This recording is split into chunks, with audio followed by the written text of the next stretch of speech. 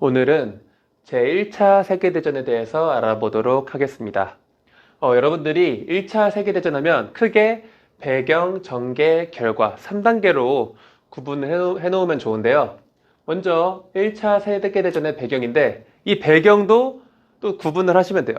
어떻게 구분을 하냐? 두 가지 구도와 발칸 전쟁 이렇게 좀 나누시면 됩니다. 여러분들이 공부를 할 때 좀 이렇게 틀을 좀 잡아놓고 들어가시는 게 여러분들이 이제 기억에 오래 남는 데 도움이 됩니다. 그래서 1차 세계대전은 배경, 전개, 결과가 있고 배경에는 두 가지 구도와 발칸 전쟁이 있다.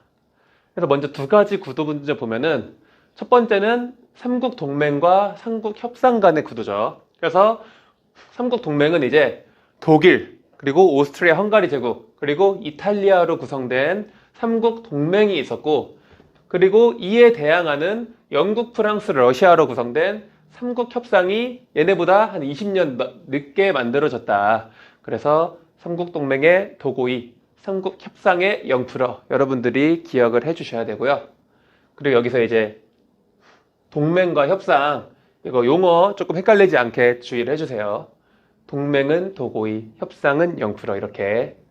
그렇죠. 그리고 이제 두 번째 구도는 게르만주의랑 슬라브주의가 있습니다. 그래서 이제 민족 간의 구도인데 우리가 게르만 슬라브주의 하면은 대표적인 나라 두 가지 정도는 좀 알고 있으면 좋습니다.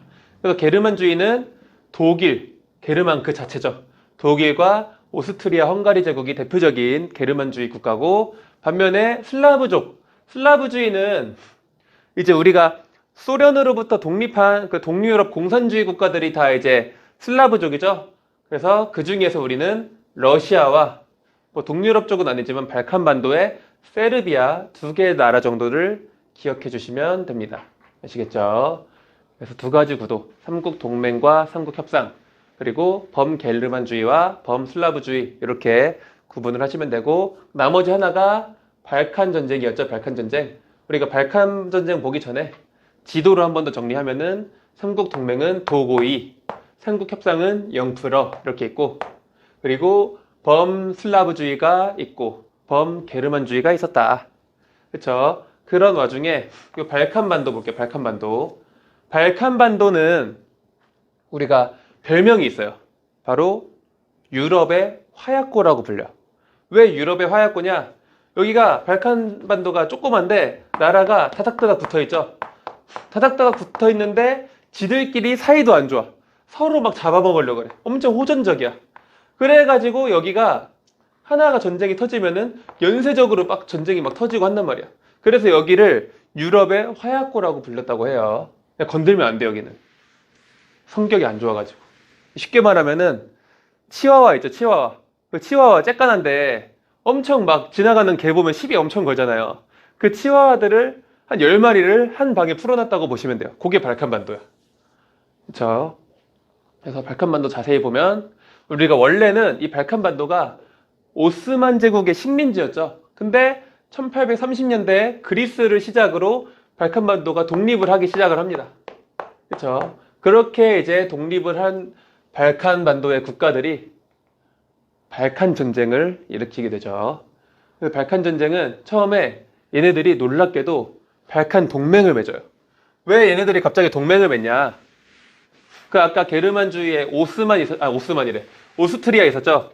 오스트리아가 보스니아 헤르체고비나라는 나라를 1908년에 병합을 해버려요. 그래서 야, 외부에서 쳐들어온다, 뭉치자 해서 뭉친 게 발칸 동맹이고, 이제 세르비아를 중심으로 발칸 동맹이 체결됐다고 보시면 돼요. 대표적인 나라가 세르비아, 불가리아, 그리스 이런 나라들이 있고, 이 발칸 동맹이 동맹을 맺어가지고 어디랑 전쟁을 했냐? 바로 오스만 제국이랑 전쟁을 한 게 발칸 전쟁입니다. 그래서 1차 발칸 전쟁은 오스만 제국이랑 전쟁을 했고, 여기에서 이제 발칸 동맹이 승리하면서 확실하게 대부분의 국가들이 독립을 쟁취를 합니다. 근데 발칸 동맹에 있는 국가들이 독립을 했는데 이제 영토를 어떻게 나눌 건지를 두고 지들끼리 또 싸우는 거야. 그쵸? 그런 와중에 오스트리아는 또 발칸 동맹에 간섭을 해요. 바로 세르비아가 알바니아를 원래 차지하기로 했는데 오스트리아 헝가리 제국의 방해로 알바니아가 독립국이 돼버려. 그러면서 세르비아가 오스트리아를 진짜 엄청나게 싫어했다고요. 아무튼 그리고 나서 2차 발칸 전쟁이 또 벌어져요. 2차 발칸 전쟁은 뭐냐? 아까 1차 발칸 전쟁 이후에 그 여러 나라들이 독립하면서 영토를 가지고 싸웠다 했잖아요. 그 중에서 불가리아가 조금 발칸반도에서 힘이 셌나 봐. 그래서 불가리아가 영토를 좀 많이 먹으니까 이 나머지 발칸 동맹이 불가리아랑 전쟁을 한 게 2차 발칸 전쟁입니다. 근데 웃긴 거는 오스만 제국이 여기에 꼽사리 끼죠. 오스만 제국은 왜 꼈냐? 딱 봐도 불가리아가 질 것 같으니까 여기에 껴가지고 나머지 영토 조금이라도 회복하려고 오스만 제국이 발칸 동맹 편에 들었다 그래요. 그래서 당연히 이제 불가리아가 패배했겠죠. 그렇게 해서 발칸 전쟁이 끝이 납니다. 발칸 전쟁이 그렇게 중요한 건 아닌데 흐름상 좀 자세하게 설명을 한 거예요. 그래서 발칸 전쟁은 약간 한 놈만 쥐어 패는 느낌이죠. 1차는 오스만 쥐어 패고 2차는 불가리아 쥐어 패고 이렇게 해서 끝났고, 그래가지고 이제 여러 독립국가들이 서로 사이가 안 좋은데 제일 사이가 안 좋은 거는 세르비아랑 오스트리아 헝가리 제국이 사이가 안 좋았죠. 왜 안 좋았어? 알바니아 아까 독립시켰잖아요. 그래서 1차 세계대전이 시작이 됐다. 어떻게 시작이 됐냐? 바로 요 사건입니다. 요 그림은 이제 세르비아의 청년이 오스트리아의 황태자 부부를 암살한 사건인데, 이 지역이 이제 사라예보에서 일어난 사건이어서 사라예보 사건이라고 해요. 그래서 아까 세르비아가 오스트리아에 불만이 많았는데 극우파 청년이야. 세르비아 극우파 청년이 오스트리아 황태자 부부를 암살해버렸다. 그러면서 전쟁이 시작이 됐는데, 문제는 뭐야? 오스트리아가 이 사라예보 사건으로 이 세르비아에 전쟁을 포고했죠. 선전포고했죠. 근데 세르비아는 러시아랑 슬라브주의로 묶여 있었어. 그리고 러시아는 또 영국, 프랑스, 러시아 3국 협상으로 또 묶여 있어. 이런 식으로 원래는 두 나라 간의 전쟁인데 또 연쇄적으로 터지면서 이게 전쟁의 규모가 커진 거야. 반면에 이제 오스트리아 헝가리는 또 범게르만주의, 삼국 동맹 이런 걸로 또 묶여 있죠. 그러면서 세계대전으로 번져가게 되었다. 그렇죠?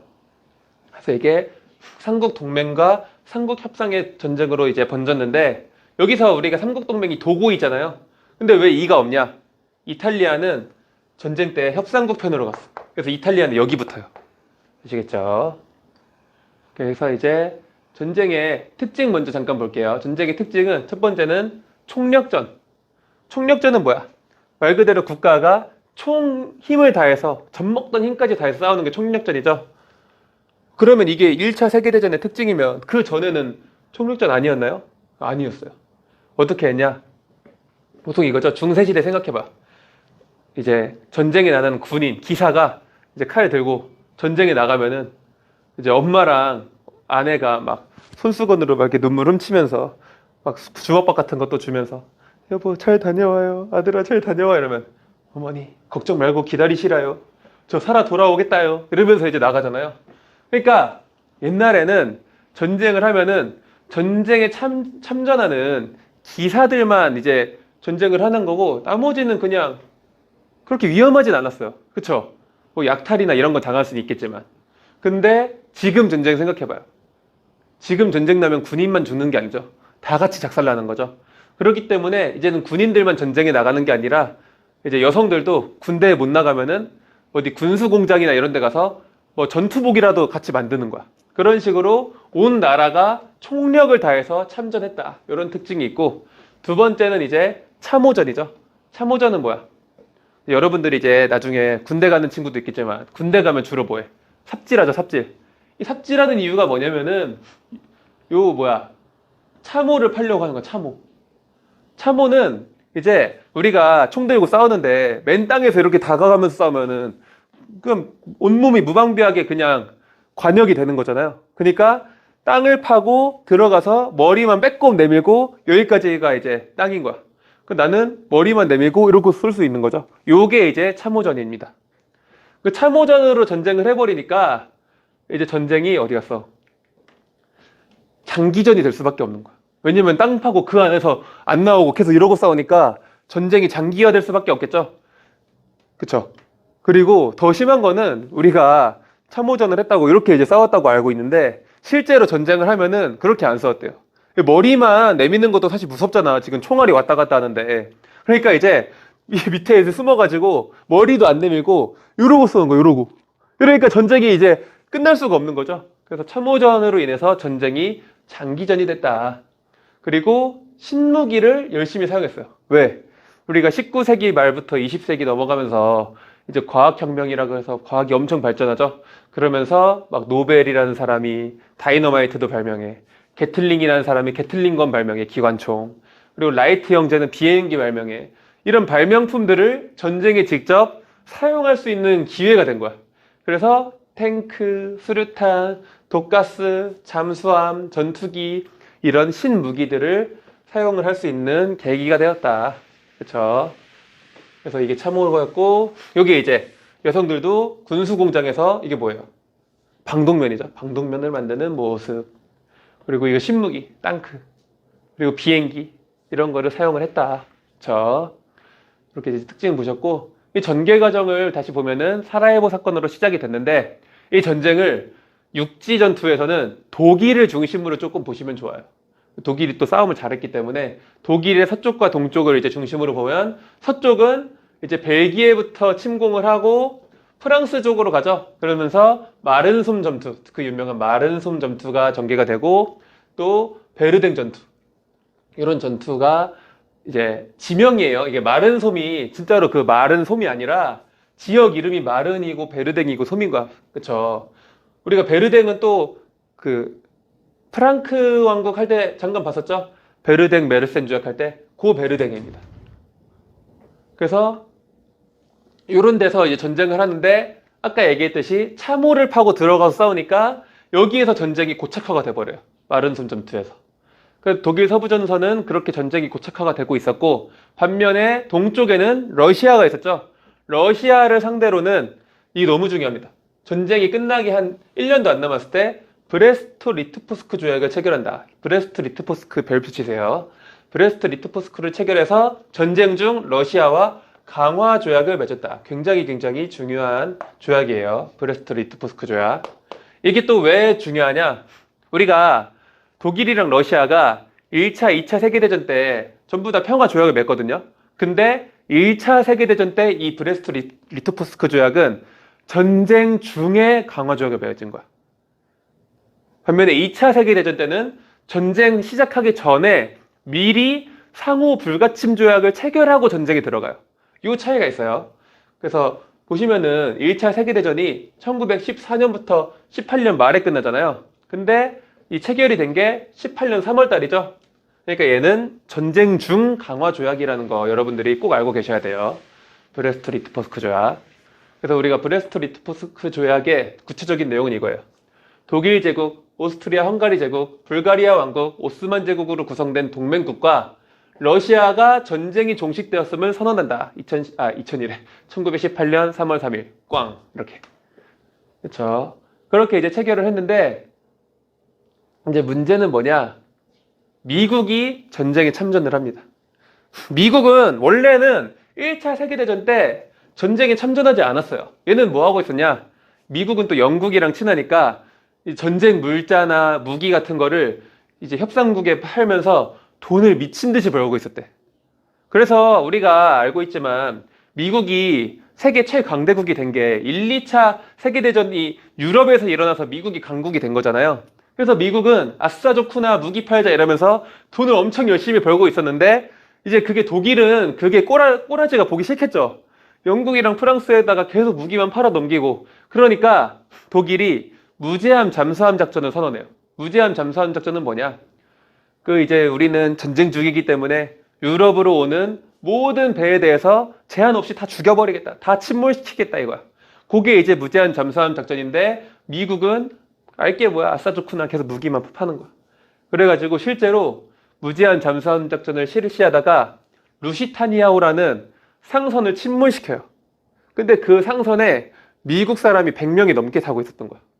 그래서 독일군이 미국의 상선을 침몰시키는 사건이 있었고 두 번째는 또 뭐였었냐면은 침범한 전보 사건이라고 있어요. 이게 진짜 웃긴 게 뭐냐면 전보 알죠? 전보. 그러니까 전쟁 중에 정보를 통해서 비밀 문자 메시지 같은 거 보내잖아요. 이 독일이 어디에다가 정보를 보냈냐면 멕시코에다 보낸 거야. 멕시코에다가 야, 니네가 미국 좀 공격해봐라. 니네가 공격해서 잘 되면은 그 너네가 옛날에 미국에 뺏겼던 그 어디야 텍사스, 애리조나 이런 땅 있죠. 여기를 원래 너네한테 돌려주겠다. 이런 식으로 전쟁을 부추기는 정보를 보냈는데 이 정보가 영국한테 해석이 되면서 미국이 발각한 거야. 그래서 미국이 이 침범한 정보 사건이랑 무제한 잠수함 작전을 계기로 1917년에 참전을 하게 됩니다. 그러면서 이게 전쟁의 양상이 독일한테 또 굉장히 불리하게 돌아가기 시작을 했는데 결과적으로 불가리아, 오스만 제국, 오스트리아, 헝가리 제국이 연달아 항복해. 근데 독일은 좀 싸움을 잘해요. 그래서 끝까지 항복을 안 하고 있었는데 막판에 킬 항구에서 이것도 표시해 놓으세요. 킬 항구에 수병이 반란을 일으키면서 전쟁을 끝나게 된다. 그래서 비렐름 2세가 퇴위하죠. 그러면서 전쟁이 끝났다. 여러분들이 전쟁의 시작과 끝은 알고 있어야 돼요. 전쟁은 사라예보 사건으로 시작돼서 킬 항구 수병 반란으로 끝나는 모습. 아시겠죠? 요게 그때 그 미국 사람 100명이 타고 있었다는 100명이 죽었다는 그 루시타니아호예요. 아시겠죠? 그 전쟁 결과 볼게요. 독일이 1918년 말에 패배하면서 1919년 1월 달에 파리 강화회의가 개최되죠. 그래서 여기에서 이제 새로운 국제 질서가 이제 시작이 되는데 그게 바로 베르사유 체제가 수립이 됩니다. 베르사유 체제는 그냥 패전국에 대해서 다 식민지 다 독립시키고 철저하게 응징하는 체제라고 보시면 돼요. 그래서 여기 있는 게 다 패전국 식민지야. 핀란드부터 한 줄로 쭉 있죠. 에스토니아, 라트비아, 리투아니아, 폴란드, 체코슬로바키아, 헝가리, 유고슬라비아 다 독립합니다. 그렇죠? 여러분들이 조금 이거는 아셔야 되는 게 한번 이게 그 평가원 문제로 나온 적이 있어요. 그래서 여기를 새까맣게 칠해놓은 다음에 이것과 관련된 전쟁으로 뭐 알맞은 것은 이렇게 나온 적이 있으니까 이 나라 정도는 한번 오며 가며 눈으로 보세요. 그러면서 전쟁의 결과를 볼게요. 전쟁 결과. 요거는 그 전쟁의 사망자랑 뭐 전쟁 비용이고 그 중요한 건 아니고 전쟁 결과가 중요해요. 베르사유 체제로 인해서 이제 윌슨이 전쟁 끝나기 직전에 14개조 평화 원칙을 발표하죠. 여기에서 우리가 한국 사태도 나와. 민족 자결주의. 각자 민족은 스스로 결정해야 한다. 민족 자결주의를 발표하는데 여기에 속 내용은 뭐야? 단 패전국의 식민지만 스스로 결정해라. 승전국 식민지는 아니었어요. 그렇죠? 그리고 국제연맹을 창설해야 한다. 그렇죠? 이런 것들이 포함된 14개조 평화 원칙이 발표가 되고 그 두 번째로 파리 강화회의가 개최됐다 했죠. 그래서 여기는 전승국의 이익을 확실하게 보장해주고 패전국은 철저하게 응징을 하는 베르사유 체제가 시작이 되었다. 그렇죠? 그래서 베르사유 체제는 정말 철저하죠. 패전국은 모든 해외 식민지를 상실한다. 그렇죠? 그리고 독일은 알자스 로렌 지방을 프랑스에 양도해야 한다. 그리고 군비를 축소해야 한다. 그리고 막대한 배상금을 승전국에 지불하라. 요게 이제 베르사유 조약 내용입니다. 아시겠죠? 그러니까 독일을 두 번 다시는 일어나지 못하게 철저하게 짓밟아 놓는 거야. 근데 그게 조금 아니라고 이제 싶었는지 전후 처리 노력에서 좀 배상금을 삭감해주고 이런 움직임이 있죠. 그래서 두 번째는 우리가 전후 처리 노력을 좀 볼게요. 여기는 좀 순서대로 여러분들이 좀 알고 있어야 돼요. 그래서 아까 윌슨의 그 14개조 평화 원칙에 따라서 국제연맹이 창설이 됩니다. 이 국제연맹은 2차 세계대전이 끝나고 만들어지는 국제연합이랑 구분을 하셔야 돼요. 국제연맹이 창설이 되었고 윌슨의 제약에 따라 42개의 나라가 참여했는데 문제는 뭐야? 독일이랑 소련은 가입에 허용이 안 돼. 그리고 미국은 지들이 참여를 안 해. 그리고 국제연맹의 특징은 UN, 국제연합이랑 다르게 자체적인 군대가 없어요. 유엔은 유엔군이 있고 평화유지군이 있잖아요. 근데 국제연맹은 자체 군대가 없다는 한계가 좀 있었어요. 그쵸? 그리고 독일이랑 소련은 참고로 나중에 가입을 해요. 이따 볼 거예요. 그리고 이제 워싱턴 회의랑 런던 회의에서 해군 군비 축소 비율을 결정을 한다. 그쵸? 여기에서 이제 제일 불만이 많았던 나라가 또 일본이죠. 그리고 로카르노 조약에서는 독일이 이제 국제연맹 가입해도 된다. 너무 심한 것 같은 거야. 그리고 이제 국제 분쟁을 평화적으로 해결하자. 뭐 이런 식으로 천명을 한 조약이 로카르노 조약인데, 그래서 독일이랑 소련이 나중에 이제 국제연맹에 가입을 하긴 합니다. 그쵸? 소련은 더 늦게 했죠. 그리고 나서 켈로그 브리앙 조약. 너무 중요하죠. 여기 있는 거는 여러분들이 뭐 로카르노 조약, 켈로그 브리앙 조약 다 순서대로 기억을 하셔야 돼요. 전쟁 끝난 지 10년 뒤에 국가 정책의 수단으로서 전쟁을 일으키는 것을 금지한다. 그쵸? 1차 세계대전 때 너무 피 아픈 거야. 그쵸? 뼈 아픈 거야. 그래서 국가 정책의 수단으로 전쟁을 수단으로 일으키지 마라. 이게 이제 켈로그 브리앙 조약이고, 이제 영국의 켈로그랑 프랑스의 브리앙이 만나서 조약을 맺었다고 해요.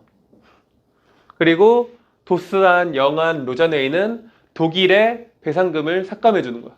1320억 마르크가 지금 말도 안 되는 금액이잖아요.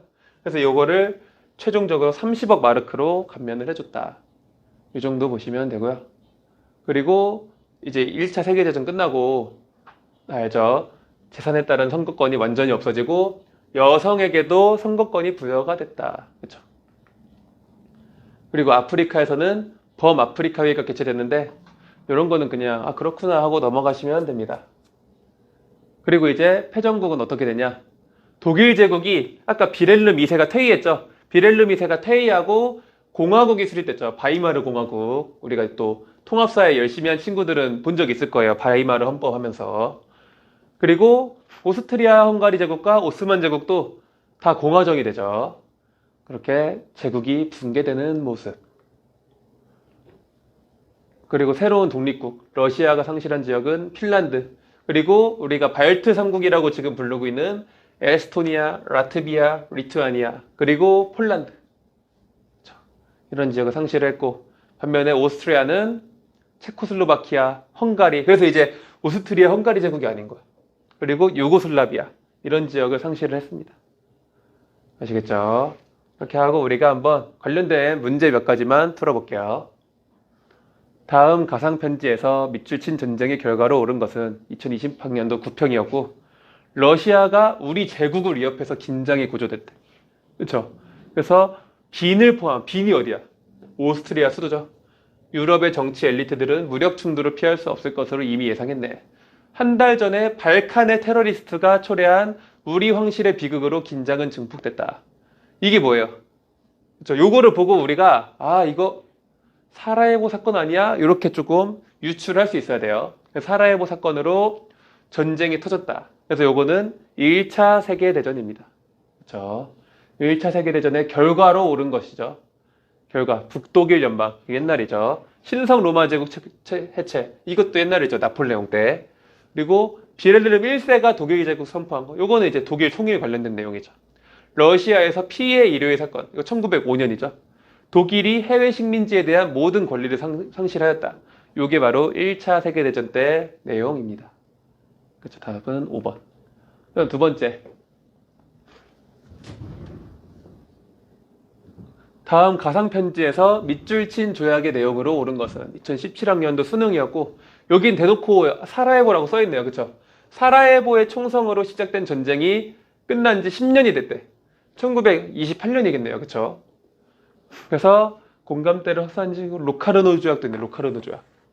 로카르노 조약의 정신에 입각해서 이번 8월에 체결된 조약은 그러한 노력의 결실이라고 생각합니다. 근데 이 편지를 쓴 사람이 프랑스 외무장관인 아리스티드 브리앙이네요. 브리앙. 그래서 이거를 보고 아 켈로그 브리앙 조약이구나. 그쵸? 어려운 문제였어요. 전쟁이 끝난 지 10년이 됐어. 켈로그 브리앙 조약이 1928년이죠.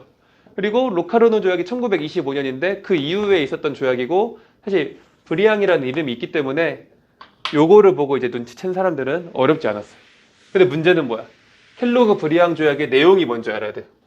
켈로그 브리앙 조약의 내용은 국제연맹 창설한다는 이제 윌슨의 14개조에 있었고, 해군 군비 감축은 런던 회의랑 워싱턴 회의고, 독일의 전쟁 배상금 삭감은 이제 무슨 영안, 도스안 이런 거. 그리고 요게 이제 정답이죠. 전쟁을 국가 정책의 수단으로 삼지 않는다. 요게 정답이라서 답은 4번입니다. 해외 식민지에 대한 권리를 포기한다. 이거는 이제 베르사유 조약 때 체결된 거죠. 철저하게 응징하던 시절.